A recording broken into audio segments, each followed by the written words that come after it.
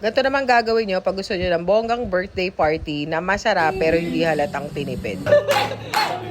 Turuan kayo, let's begin. Ito, pag kinain mo to sa mga restaurant, mapapamahal ka talaga. Pero pag ginawa mo sa bahay, mas masarap at mura pa. Steak, mashed potato, baked bangus. Turo ko sa inyo kung gaano kabilis at gaano kadali. Pag napakuluan nyo na yung potatoes, timplahan nyo na. That's just salt, pepper, garlic powder, and butter. That's it. Lagyan nyo ng cheese para mas masarap, pero that's optional. Tapos na yan, gawin natin yung creamiest baked bangus sa matitikman nyo. Mag-mince lang kayo ng onions, tomatoes, garlic, and bell pepper. That's it. Around 2 pieces, pero depende sa'yo kung gaano kadami gusto mong ilagay. Set aside yung sauce gawin natin. This is just a mixture of mayo, liquid seasoning, and pepper. That's all you need. Paghalo-haluin. Then itong bangus, na-marinate ko na yun ng 1 to 2 hours sa salt and pepper lang. Lagay mo na yung ginawa nating mixture, the more the merrier lang. Top with cheddar and mozzarella cheese and bake at 350, 20 to 25 minutes. Then we will do this steak. Dapat room temp yung steak nyo ha. Then on a very hot pan, ilagay nyo na. This is just 1 minute and 30 seconds. Dapat tapos yan. Para hindi siya tumigas. Panimpla ko lang salt, pepper, and butter. Pwede mo i-season ng herbs like thyme or rosemary or Worcestershire sauce. Pero for me, mas gusto ko yung simple yung lasa. Tapos bawiin mo sa plating. Sakto, kakabili ko lang sa SM Home. Nagagamitin ko pa sana for Christmas, pero excited akong gamitin. Kasi nakaka-happy talaga, 'di ba? And that's it. Nakagawa ka na ng napakasarap na birthday party.